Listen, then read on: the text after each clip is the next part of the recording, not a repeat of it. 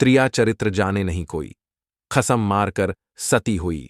ये कहावत कोई ऐसे ही नहीं बनी है, इसके पीछे एक लंबी कहानी है।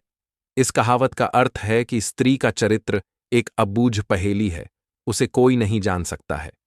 वह जलेबी की तरह जटिल व्यक्तित्व की स्वामिनी है, जो कुल्लटा होते हुए भी सती सावित्री दिखने का प्रयास करती है। वह अपने पति को मारकर सती होने का स्वांग रच लेती है। पर ऐसा चरित्र समस्त स्त्रियों का हो, यह जरूरी नहीं है। कुछ स्त्रियां ही ऐसे चरित्र की मालकिन होती हैं, समस्त नहीं। आओ, आज एक कहानी सुनते हैं कि यह कहावत कैसे बनी। पंपापुर नामक एक राज्य था, जहां पर विलासराय नामक राजा राज्य करता था। राजा का जैसा नाम, वैसे ही उसके गुण थे, अर्थात वह एक विलासी राजा था। पूरे राज्य में स्वच्छंदता का बोलबाला था। न केवल पुरुषों अपितु स्त्रियों का भी हद दर्जे तक चारित्रिक पतन हो गया था। विवाहितर संबंध कायम करना एक आम बात थी उस राज्य में। उस राज्य में सुधर्मा नामक एक लकड़हारा रहता था। उसकी पत्नी का नाम सुलक्षणा था। सुधर्मा सुबह सुबह लकड़ी काटने वन में चला जाया करता था और देर शाम तक वापस लौटता था। दिन भर घर में सुलक्षणा अकेली रहती थी और बोर होती थी। सुलक्षणा अतीव सुंदर स्त्री थी और आत्ममुग्धा नायिका की तरह अपने रूप यौवन को आईने में देख देख कर हर्षित होती रहती थी। शाम को सुधर्मा थका हारा आता था और खाना खाकर जल्दी ही सो जाया करता था। सुलक्षणा घर का काम निपटाकर और सज संवर कर जब तक सेज पर आती थी, तब तक सुधर्मा खर्राटों की दुनिया में सैर करने चला जाता था। बेचारी सुलक्षणा मन मसोस कर सेज पर तड़पती रह जाती थी। उसका अतृप्त यौवन खून के आंसू रोने लगता था। घर गृहस्थी का सारा सामान सुलक्षणा ही लाती थी। एक दिन सेठ कहीं गया हुआ था और उसकी दुकान पर उसका नौजवान पुत्र चिंतामणि बैठा था। वह सुंदर तथा बलिष्ठ था। सुलक्षणा उसकी जवानी पर फिदा हो गई।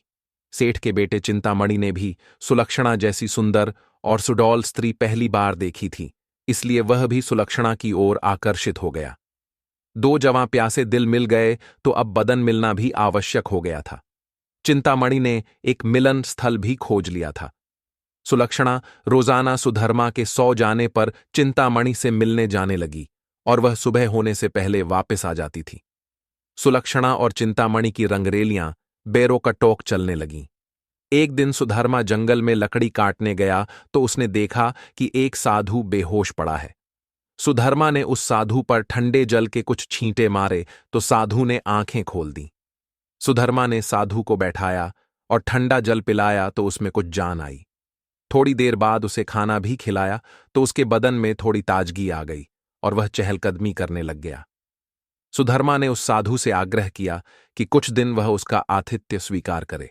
सुधर्मा के आग्रह को साधु महाराज टाल नहीं सके और शाम को वे साधु महाराज सुधर्मा के साथ उसके घर आ गए। साधु को देखकर सुलक्षणा के तन बदन में आग लग गई। उसे लगा कि अब उसकी चोरी पकड़ी जा सकती है, इसलिए वह साधु को घर में नहीं रखने की जिद पर अड़ गई। सुधर्मा ने उसके सामने समर्पण करते हुए कह दिया कि साधु महाराज बस 1-2 दिन ही रहेंगे। इस पर सुलक्षणा राजी हो गई। रात में सबने खाना खाया और साधु के लिए आंगन में चारपाई बिछा दी। सुधर्मा खाना खाने के तुरंत बाद ही सो गया था, लेकिन सुलक्षणा की आंखों में नींद कहाँ थी। वहां तो चिंतामणि की सूरत बसी हुई थी। उसका मन उड़कर चिंतामणि के पास चला गया था, मगर बदन तो सुधर्मा के घर में ही पड़ा था। यौवन को मन से ज्यादा तन की जरूरत होती है। सुलक्षणा को अपना बदन जलता हुआ महसूस होने लगा। उस आग बुझाने के लिए उसे चिंतामणि के सागर की आवश्यकता थी। सुलक्षणा उठी और उसने देखा कि सुधर्मा खर्राटे ले रहा है। तब वह साधु के पास गई। साधु भी चुपचाप लेटा था। सुलक्षणा ने उसे सोता हुआ जाना और फिर वह बंद संवर कर चिंतामणि से मिलने के लिए चल दी। साधु एक अनजान व्यक्ति के घर में ठहरा था और सुलक्षणा ने उसे बड़ी मुश्किल से घर में रहने दिया था, जबकि उसने यहां रहने के लिए कहा ही नहीं था। सुलक्षणा के व्यवहार को देखकर दाल में जरूर कुछ काला है, साधु महाराज के मन ने कहा, और वह सोचता ही रहा। इसीलिए उसे नींद नहीं आई और उन दोनों के क्रियाकलाप देखता रहा। जब सुलक्षणा उसके पास आई तब वह दम साध कर चुपचाप लेटा रहा। उसने सुलक्षणा को बंद संवर कर कहीं पर जाते हुए देख लिया था, मगर वह चुपचाप पड़ा रहा। उसने यह भी देख लिया था कि भोर होने से पहले ही सुलक्षणा वापस आ गई थी। उसे अब सारा माजरा समझ में आ गया था। दूसरे दिन सुधर्मा जब जंगल से लौटा तो साधु ने उसे अपनी पत्नी से सावधान रहने को कहा और यह भी कहा कि उसकी पत्नी किसी से मिलने रात को कहीं जाती है। इस पर सुधर्मा को सुलक्षणा पर बहुत गुस्सा आया और उसने सुलक्षणा को मारा, पीटा भी बहुत। उसने सुलक्षणा को एक खंभे से बांध दिया और सो गया। सुधर्मा के मकान के पड़ोस में हरिराम नाई रहता था, जिसकी पत्नी का नाम सुशीला था। सुलक्षणा की तरह सुशीला भी एक चरित्रहीन स्त्री थी। उसका भी एक यार था। चूंकि दोनों एक ही नाव पर सवार थीं, इसलिए दोनों घनिष्ठ सहेली बन गई थीं। दोनों सहेलियां एक दूसरे के संदेश लाने ले जाने का काम भी करती थीं, इसीलिए दोनों स्त्रियां एक दूसरे के प्रेमियों से भलीभांति परिचित थीं। उस रात जब काफी देर तक सुलक्षणा नहीं आई तो चिंतामणि को चिंता होने लगी। वह भागा भागा सुशीला के पास आया और सुलक्षणा को बुला लाने के लिए सुशीला से कहने लगा। सुशीला सुलक्षणा के घर गई तो उसे खंभे से बंधा पाया। तब सुलक्षणा ने सारी कहानी बता दी। सुशीला ने चिंतामणि का संदेश सुलक्षणा को दिया तो सुलक्षणा ने अपने बंधे होने की मजबूरी बता दी। इस पर सुशीला ने कहा, ऐसा कर, मैं तेरे बंधन खोल देती हूं। तू चिंतामणि से मिला, तब तक मैं यहां बंधी रहूंगी। उसके इस प्रस्ताव पर सुलक्षणा की बाँछें खिल गईं और वह अपनी जगह सुशीला को बांधकर चिंतामणि से मिलने चली गई। साधु महाराज यह सब खटराग देख सुन रहे थे, मगर वे चुपचाप खाट में दम साधे पड़े रहे। रात में जब सुधर्मा की नींद खुली तो उसे सुलक्षणा पर थोड़ी दया आई और उसने सोचा कि उसने कुछ ज्यादा कठोर रूप धर लिया है। अब सुलक्षणा को खोल देना चाहिए। लेकिन मन ने कहा, अगर वह फिर से अपने प्रेमी से मिलने चली गई तो। अब इस सवाल का कोई जवाब नहीं था उसके पास। उसने सोचा कि इस बार यदि सुलक्षणा वचन दे दे कि वह अपने प्रेमी से मिलने नहीं जाएगी, तब वह उसे खोल सकता है। सुधर्मा ने जोर से आवाज लगाई, कलंकिनी, अगर मुझे तू यह आश्वासन दे दे कि तू उससे मिलने नहीं जाएगी तो मैं तेरे बंधन खोल दूंगा। लेकिन वहां पर तो सुलक्षणा नहीं अपितु सुशीला बंधी हुई थी। सुशीला ने सोचा कि यदि वह कुछ भी बोलेगी तो उसकी आवाज से सुधर्मा को पता चल जाएगा कि वह सुलक्षणा नहीं कोई और है, तो फिर सारा भांडा ही फूट जाएगा। इसलिए वह कुछ नहीं बोली और चुप रही।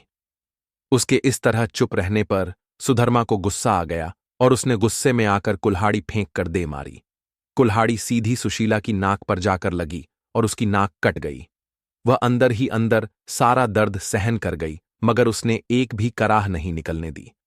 कुल्हाड़ी फेंक कर मारने से सुधर्मा का गुस्सा थोड़ा ठंडा हो गया और वह सो गया। उधर सुलक्षणा आज जल्दी ही वापस आ गई और जल्दी जल्दी सुशीला के बंधन खोल डाले। तब सुशीला ने अपनी कटी हुई नाक दिखाई और सारा वाकया सुना डाला। सुलक्षणा यह देखकर और सुनकर कांप उठी, मगर अब क्या हो सकता है। सुशीला अपने घर को चली गई और सुलक्षणा फिर से उसी खंभे से बंधी खड़ी हो गई। साधु बाबा चारपाई पर पड़े पड़े यह सारा त्रिया चरित्र देख रहे थे। थोड़ी देर बाद जब सुधर्मा की नींद खुली तो उसने अपनी पत्नी सुलक्षणा से फिर कहा, देख, तू अब भी मुझसे सच सच कह दे और मुझे यह वचन दे दे कि तू फिर कभी उससे मिलने नहीं जाएगी तो ठीक रहेगा। नहीं तो जिस प्रकार मैंने तेरी नाक काटी है, अब तेरे दोनों कान भी काट दूंगा। फिर तू नकटी और बूछी हो जाएगी, तब तेरा घर से निकलना ही मुश्किल हो जाएगा। इन शब्दों को सुनकर सुलक्षणा के षड्यंत्रकारी दिमाग में एक युक्ति सूझी। उसे पता था कि नाक उसकी नहीं, सुशीला की कटी है और इस बात का पता सुधर्मा को नहीं है। अतः इस नासमझी का फायदा उठाना चाहिए। तब उसने त्रिया चरित्र दिखलाते हुए नाटक करना शुरू कर दिया और जोर जोर से रोना शुरू कर दिया। रोते रोते बोली, तुम मर्द लोग बड़े बेरहम होते हो। अपनी पत्नी पर झूठा इल्जाम लगाकर उसकी नाक काट देते हो। मैं कोई कुल्लटा स्त्री नहीं हूं, जैसा कि तुमने मुझ पर आरोप लगाया था। मैं एक पतिव्रता स्त्री हूं और मैं आज तुम्हें यह सिद्ध करके दिखा दूंगी कि मैं कितनी सती, नेक और पतिव्रता हूं। ऐसा कहकर उसने आसमान की ओर देखा और भगवान को संबोधित करते हुए बोली, हे प्रभु, हे माता गौरी, हे समस्त देवी देवताओं, हे दसों दिशाओं, आप सभी मेरी बात ध्यान से सुनो और मेरे साथ न्याय करो। मैं यदि तन मन और वचन से एक पतिव्रता और सती स्त्री हूं, तो मेरे पति ने मुझ पर बदचलन होने का आरोप लगाकर जो मेरी नाक काटी है, वह नाक फिर से जुड़ जाए। और एक पतिव्रता स्त्री क्या होती है, यह पूरे जग को पता चल जाए। और वह ओम नमो भगवते वासुदेवाय नम का जाप करने लगी। सुधर्मा यह सब देख और सुन रहा था। अभी 3-4 बार ही मंत्र का जाप हुआ था कि सुलक्षणा चीख पड़ी, मेरी नाक जुड़ गई, मेरी नाक पहले जैसी हो गई। हे भगवान, तेरा लाख लाख शुक्र है जो तूने एक पतिव्रता स्त्री की लाज रख ली और मुझ पर बदचलन होने का झूठा आरोप जो मेरे पति ने लगाया था उसे खारिज कर दिया। मैं आपका यह उपकार जिंदगी भर नहीं भूलूंगी भगवान। और उसने नीचे धरती पर झुककर भगवान को प्रणाम किया। तब तक सुबह हो गई थी। सुधर्मा को उसकी बातों पर विश्वास नहीं हुआ, इसलिए वह उसके पास गया और उसकी नाक को छूकर देखा। वह पहले जैसी ही थी। वह सुलक्षणा को आश्चर्य से देखता ही रह गया और अपनी गलती पर पछताने लगा। उधर सुशीला ने अपने चेहरे पर एक कपड़ा इस तरह लगा लिया कि नाक दिखाई नहीं दे। सुबह होने पर नाई हरिराम अपनी दुकान जाने लगा तो उसने अपनी पेटी संभाली। उसमें एक बड़ा वाला उस्तरा नहीं था। उसने सुशीला से कहा कि बड़ा वाला उस्तरा ला दे।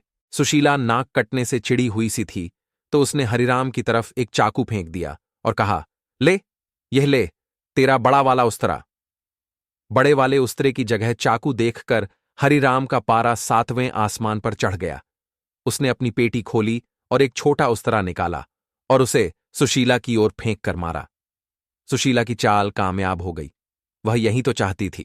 उसने उस्तरा हाथ में पकड़ा और जोर जोर से चिल्लाने लगी, अरे, मेरी नाक काट दी, हाय, मेरी नाक काट दी। उसकी आवाज सुनकर अड़ोसी पड़ोसी आ गए और वहां भीड़ लग गई। लोगों ने देखा कि सुशीला की नाक कटी हुई है और उसके हाथ में एक छोटा उस्तरा है। सुशीला कहे जा रही थी कि उसके पति ने उसे बदचलन बताकर बेवजह ही उसकी नाक इस उस्तरे से काट दी है। लोगों ने सुशीला की बात सही मान ली और हरिराम नाई की खूब धुनाई कर दी। इतनी देर में राजा के सिपाही आ गए और हरिराम नाई को पकड़कर ले गए। राजा की अदालत में मुकदमा चला। सुशीला ने स्वयं को सती सावित्री पतिव्रता बताते हुए अपने पति पर आरोप लगाया कि उसने उसे बदचलन बताकर उसकी नाक उस उस्तरे से काट ली थी। उस्तरा भी था और सुशीला की नाक भी कटी हुई थी। एक पत्नी अपने पति पर मिथ्या आरोप क्यों लगाएगी? अतः राजा ने हरिराम नाई को दोषी मानते हुए उसे मृत्युदंड सुना दिया। इस मृत्युदंड की चर्चा पूरे राज्य में फैल गई। सुधर्मा के घर में ठहरे हुए साधु महाराज ने भी जब हरिराम नाई को मृत्युदंड की बात सुनी तब वह विचलित हो गया। उसे दोनों स्त्रियों के त्रिया चरित्र का संपूर्ण ज्ञान था, जिसकी चपेट में एक निर्दोष व्यक्ति हरिराम नाई आ रहा था और अपनी जान से हाथ धो रहा था। तब वह राजा के पास गया और संपूर्ण घटनाक्रम राजा को कह सुनाया। राजा ने सुधर्मा और सुलक्षणा को दरबार में बुलवाया और कड़क कर सारी बातें सच सच बताने के लिए कहा। तब सुलक्षणा और सुशीला ने सारी बातें सच सच बता दीं और अपने स्वांग को भी बता दिया। अब मामला पूरी तरह से साफ हो चुका था। दोनों स्त्रियों का अपराध सामने आ गया था और हरिराम नाई निर्दोष सिद्ध हो गया था। इस षड्यंत्र के लिए दोनों कुल्लटाओं को भीषण दंड दिया जाना था, लेकिन स्त्री, बालक और साधु को मृत्युदंड नहीं दिया जा सकता है। इस शास्त्रीय विधान के अनुसार दोनों स्त्रियों के नाक कान काटकर उन्हें छोड़ दिया गया। इस पूरे वृतांत को देखकर साधु महाराज बोल पड़े, त्रिया चरित्र जाने नहीं कोई, खसम मारकर सती हुई। प्राचीन काल में उज्जैनी राज्य अपनी समृद्धि और व्यापार के लिए प्रसिद्ध था। यहाँ के बाजारों में रेशमी वस्त्र, सोने चांदी के आभूषण, बहुमूल्य रत्न और विदेशी वस्तुएं मिलती थीं। दूर दूर से व्यापारी यहाँ आते और अपनी वस्तुओं का आदान प्रदान करते। इसी राज्य में एक प्रसिद्ध सेठ रहता था जिसका नाम था धनराज। सेठ धनराज न केवल धन संपत्ति में समृद्ध था, बल्कि उसका नाम उसकी ईमानदारी और धर्मपरायणता के लिए भी जाना जाता था। उसके पास विशाल हवेली थी, जहां नौकर चाकरों की कोई कमी नहीं थी। व्यापार में उसकी इतनी प्रतिष्ठा थी कि लोग उसकी बातों को अंतिम सत्य मानते थे। दूर दूर के राजाओं के दरबारों तक उसका सम्मान था।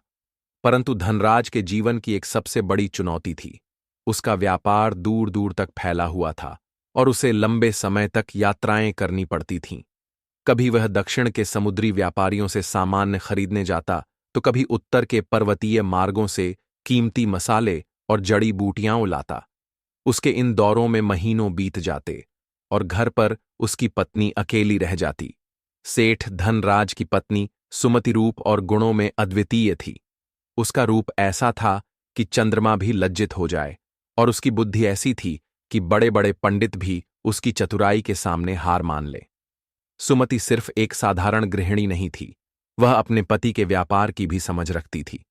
जब सेठ धनराज यात्रा पर होते, तब घर के नौकरों, लेन देन, व्यापार और संपत्ति की पूरी जिम्मेदारी वह स्वयं संभालती थी। लेकिन सिर्फ इतनी बातें ही उसे अद्वितीय नहीं बनाती थीं। वह अपने व्यवहार में भी बहुत चतुर थी।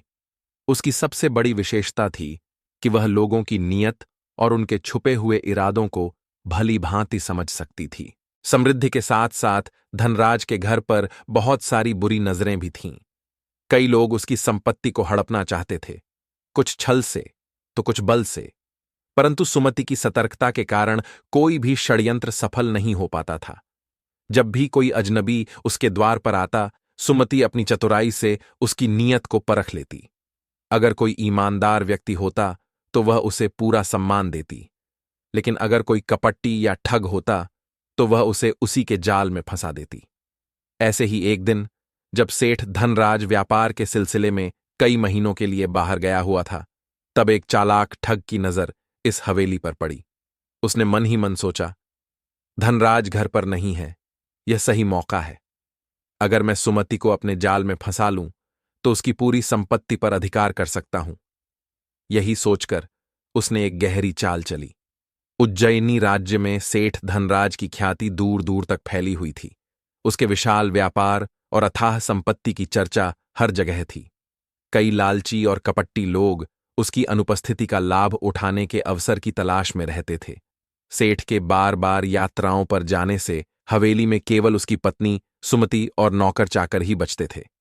इन्हीं कपटी लोगों में से एक था रघुनाथ, जो ठगी और छल कपट में माहिर था। वह एक गरीब परिवार में जन्मा था, लेकिन बचपन से ही उसने अपने दिमाग का उपयोग गलत रास्तों पर किया।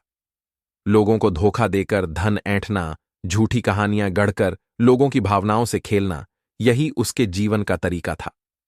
जब उसने सुना कि सेठ धनराज कई महीनों के लिए व्यापारिक यात्रा पर निकला है, तो उसके मन में एक दुष्ट योजना आई। वह जानता था कि सुमति न केवल रूपवान बल्कि बुद्धिमान भी थी।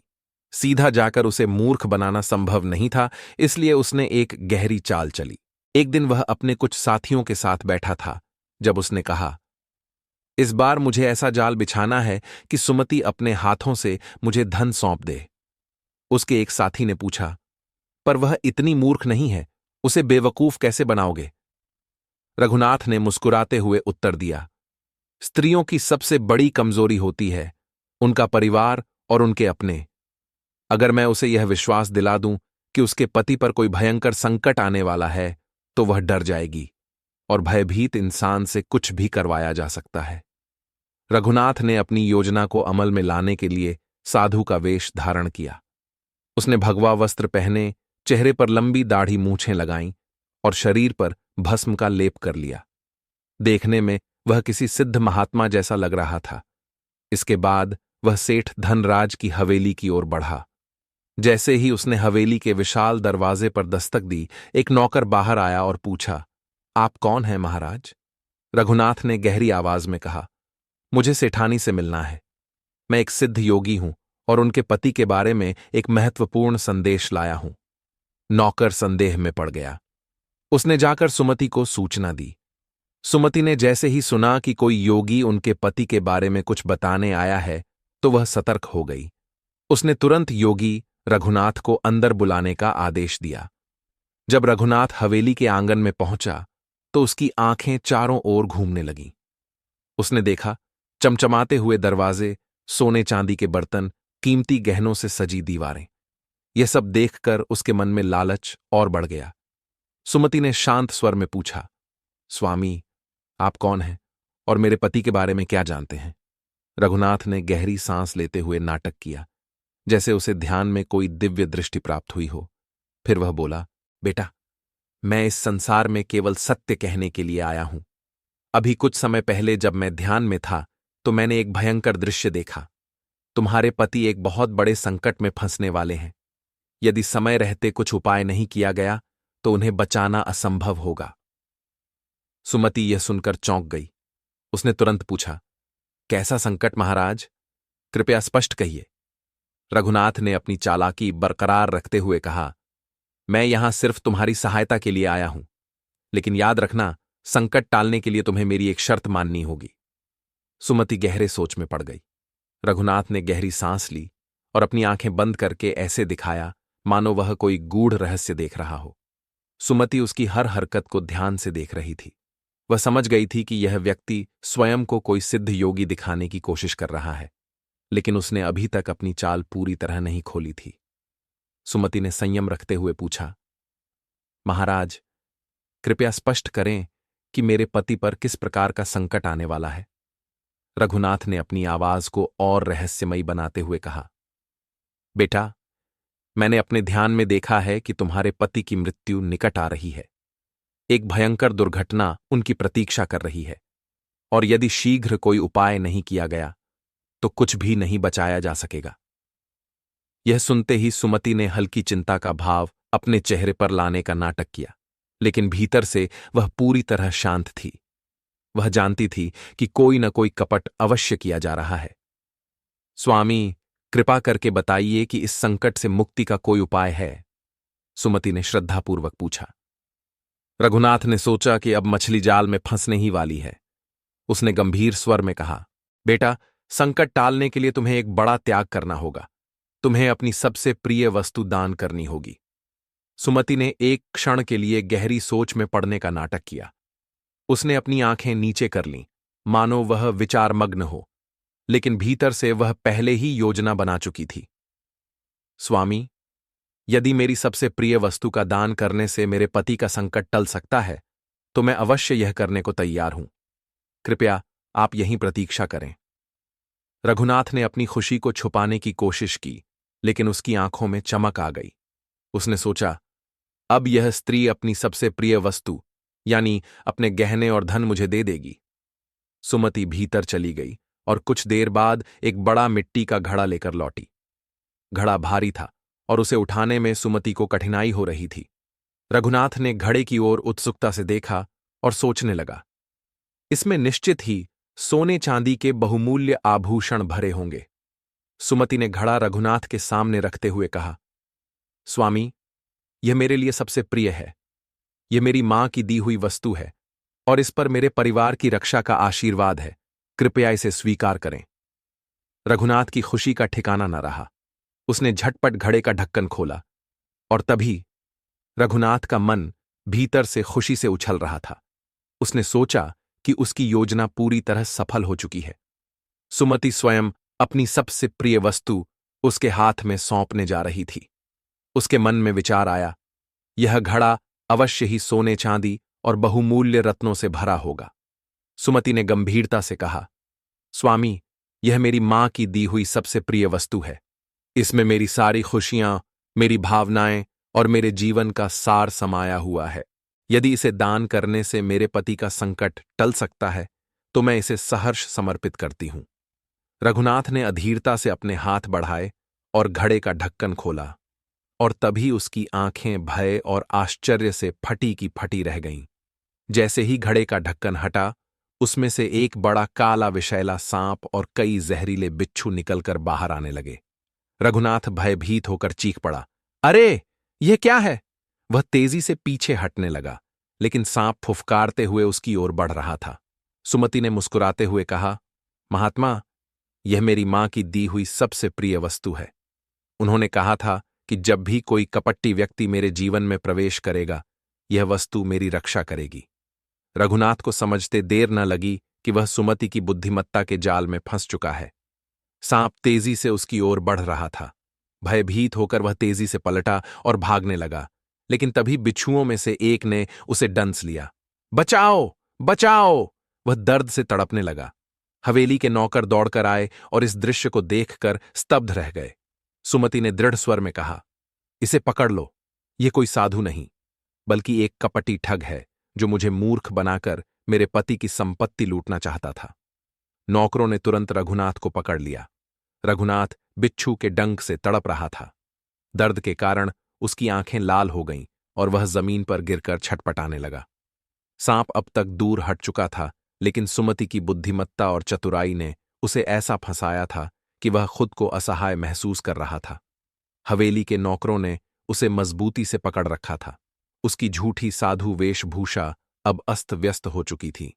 उसका भगवा वस्त्र आधा फट चुका था और उसकी नकली दाढ़ी भी एक तरफ लटक रही थी। सुमति ने गंभीर स्वर में कहा, अब बताओ, तुम कौन हो और किस लिए मेरे घर पर आए थे? रघुनाथ ने दर्द में कराहते हुए कहा, मुझे जाने दो, मैं केवल तुम्हारी परीक्षा ले रहा था। सुमति ने हंसते हुए कहा, परीक्षा? कैसी परीक्षा? क्या तुमने सोचा था कि मैं इतनी मूर्ख हूं कि तुम्हारे झूठे शब्दों पर विश्वास कर लूंगी? फिर उसने नौकरों को आदेश दिया, इस दुष्ट को नगर के दरबार में ले चलो। वहां राजा स्वयं देखेंगे कि यह कैसा महात्मा है। नगर के बाजारों में जल्दी ही खबर फैल गई कि सेठ धनराज की पत्नी ने एक नकली साधु को पकड़ लिया है, जो उसे ठगने की कोशिश कर रहा था। देखते ही देखते बड़ी भीड़ एकत्र हो गई और सुमति स्वयं रघुनाथ को लेकर राज दरबार में पहुंची। राजा ने गंभीर स्वर में पूछा, सेठानी सुमति, तुम इस व्यक्ति को दरबार में क्यों लाई हो? सुमति ने पूरी घटना का वर्णन किया। कैसे यह कपटी ठग साधु के रूप में आया, कैसे उसने झूठा भविष्यवाणी की और कैसे उसने उसकी सबसे प्रिय वस्तु की मांग की। राजा ने क्रोधित होकर कहा, दुष्ट, तूने पवित्र संतों के वेश में चोरी और ठगी करने की हिम्मत कैसे की? रघुनाथ अब पूरी तरह डर चुका था। उसने कांपते हुए कहा, महाराज, मुझसे भूल हो गई, कृपा करके मुझे क्षमा करें। राजा ने दंडाधिकारी की ओर देखा और आदेश दिया, ऐसे कपट्टी ठग को कारागार में डाल दो, ताकि यह भविष्य में किसी और को ठगने का साहस न करे। सिपाहियों ने तुरंत उसे पकड़ लिया और कारागार की ओर ले गए। राजा सुमति की चतुराई से बहुत प्रभावित हुआ।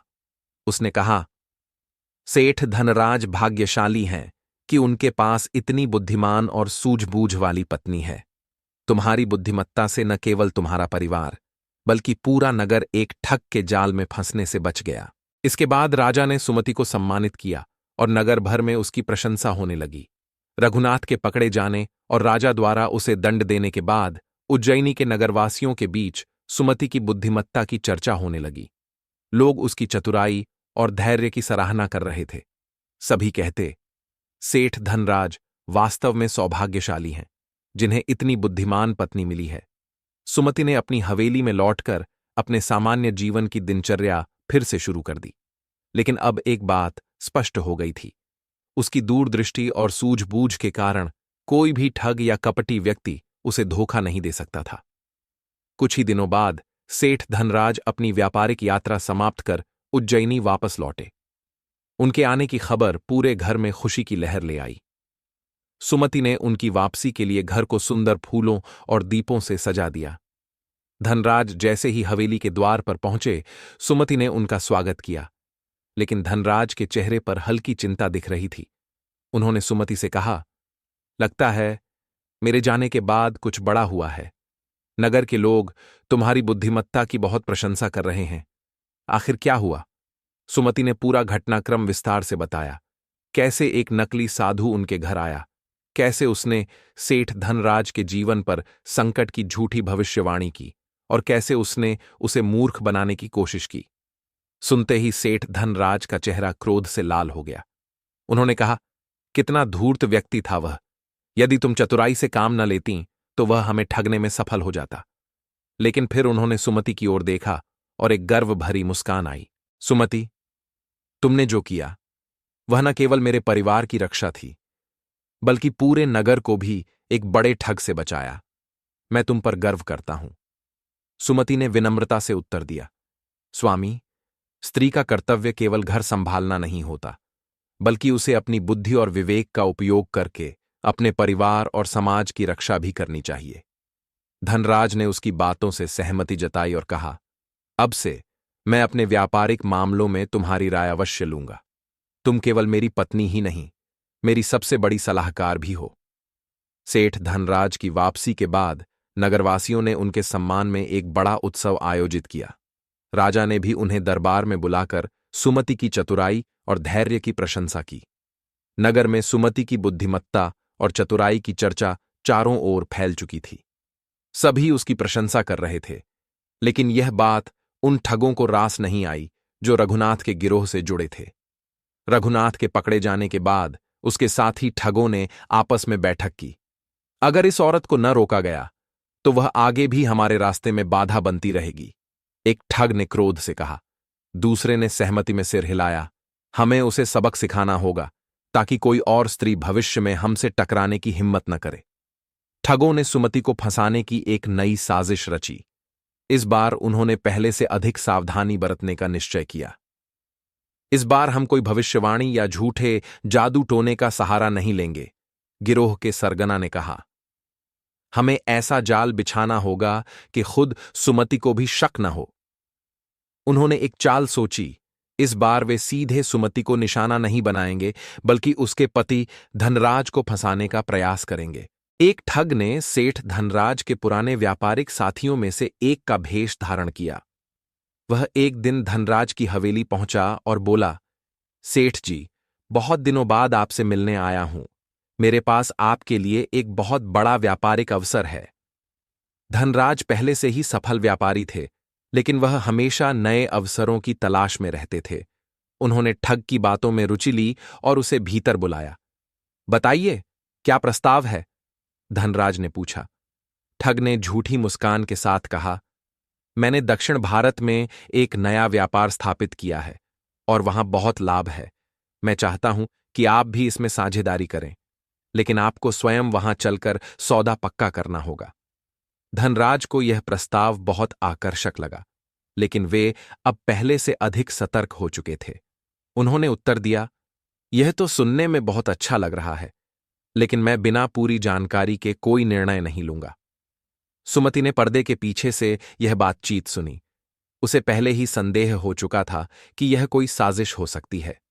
रात को जब वे दोनों अकेले थे, तब सुमति ने कहा, स्वामी, मुझे इस व्यापारिक प्रस्ताव पर संदेह है। क्या आपने जांच पड़ताल करवाई? धनराज हंसकर बोले, सुमति, हर व्यक्ति ठग नहीं होता। यह व्यक्ति मेरा पुराना परिचित है। लेकिन सुमति ने गंभीरता से कहा, इसमें कोई हानि नहीं कि हम पूरी जांच कर लें। कहीं ऐसा ना हो कि यह कोई नया षड्यंत्र हो। धनराज को सुमति की बात समझ आई। उन्होंने तुरंत अपने सेवकों को भेजकर उस व्यापारी की असली पहचान का पता लगाने का आदेश दिया। अगले ही दिन सेवकों ने जो सूचना लाकर दी, वह चौंकाने वाली थी। मालिक, यह व्यक्ति कोई व्यापारी नहीं, बल्कि रघुनाथ के ठग गिरोह का सदस्य है। यह आपको व्यापार के बहाने दूर ले जाकर लूटने की योजना बना रहा था। धनराज स्तब्ध रह गए। उन्होंने सुमति की ओर देखा और बोले, तुम फिर सही निकली। यदि मैंने तुम्हारी बात न मानी होती तो मैं एक भयानक जाल में फंस जाता। इसके बाद नगर के प्रहरी बुलाए गए और उस ठग को पकड़कर राजा के सामने प्रस्तुत किया गया। राजा ने ठगों के गिरोह को जड़ से खत्म करने का आदेश दिया और बहुत से अपराधी पकड़े गए। सुमति की सतर्कता से केवल उनके परिवार की ही नहीं, बल्कि पूरे नगर की रक्षा हो गई। राजा ने सुमति को फिर से सम्मानित किया और कहा, तुम केवल एक बुद्धिमान स्त्री ही नहीं, बल्कि पूरे राज्य की रक्षा करने वाली योद्धा हो। धनराज ने गर्व से अपनी पत्नी की ओर देखा और कहा, सुमति, मैंने हमेशा सोचा था कि व्यापार और निर्णय लेना केवल पुरुषों का कार्य होता है, लेकिन आज मुझे एहसास हुआ कि स्त्रियों की बुद्धि और विवेक भी किसी से कम नहीं होता। नगर में सुमति की बुद्धिमत्ता और साहस की चर्चा अब केवल उज्जैनी तक सीमित नहीं थी। आसपास के राज्यों में भी लोग उसकी सूझबूझ और विवेक की प्रशंसा कर रहे थे। राजा ने स्वयं अपने दरबार में घोषणा की कि एक नारी केवल गृहिणी नहीं होती, बल्कि अपनी बुद्धिमानी से समाज और परिवार की रक्षा भी कर सकती है। लेकिन सुमति जानती थी कि केवल उसे सम्मानित कर देने से समाज नहीं बदलेगा। वह चाहती थी कि हर नारी अपने अधिकारों और शक्ति को पहचाने। एक दिन धनराज ने सुमति से कहा, सुमति, तुमने केवल मुझे ही नहीं, बल्कि पूरे नगर को एक बड़ी आपदा से बचाया है। अब बताओ, तुम्हारी कोई इच्छा हो तो उसे पूरा करने में मुझे आनंद होगा। सुमति मुस्कुराई और बोली, स्वामी, मेरी केवल एक ही इच्छा है। मैं नगर की स्त्रियों को शिक्षित और जागरूक करना चाहती हूं। ताकि कोई भी ठग या दुष्ट व्यक्ति उन्हें छल न सके। धनराज ने स्नेह से उसकी ओर देखा और बोले, यह तो बहुत उत्तम विचार है, मैं इसमें तुम्हारा पूरा सहयोग दूंगा। सुमति ने नगर की अन्य महिलाओं को अपने घर बुलाया और उन्हें समझाया कि कैसे वे भी अपनी बुद्धि और विवेक का उपयोग करके अपने परिवार की रक्षा कर सकती हैं। उसने उन्हें सिखाया, किसी भी अजनबी की बातों पर तुरंत विश्वास न करें, अपनी सूझबूझ का उपयोग करें और किसी भी संदिग्ध व्यक्ति की जांच पड़ताल करें। साहस और आत्मनिर्भरता से कार्य करें, क्योंकि केवल पुरुष ही नहीं, स्त्रियां भी समाज की रक्षा कर सकती हैं।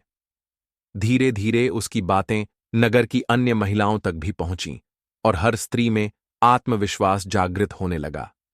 राजा को जब पता चला कि सुमति ने नगर की स्त्रियों को सशक्त बनाने का अभियान शुरू किया है, तो उन्होंने उसे अपने दरबार में बुलाया और कहा, आज से तुम केवल सेठ धनराज की पत्नी ही नहीं, बल्कि पूरे राज्य की नारी सशक्तिकरण की प्रतीक हो। राजा ने घोषणा की कि नगर में स्त्रियों की शिक्षा और जागरूकता के लिए विशेष केंद्र स्थापित किए जाएंगे और सुमति को इसका नेतृत्व सौंपा गया। अब न केवल सुमति बल्कि पूरे नगर की स्त्रियां समझ चुकी थीं कि वे केवल चार दीवारी में बंध कर रहने के लिए नहीं बनी, बल्कि वे अपनी बुद्धि, विवेक और साहस से समाज को आगे बढ़ा सकती हैं। सुमति ने यह सिद्ध कर दिया कि त्रिया चरित्र केवल छलकपट के लिए नहीं, बल्कि नारी की बुद्धिमत्ता और शक्ति का प्रतीक भी हो सकता है। धन्यवाद। जय श्री कृष्ण।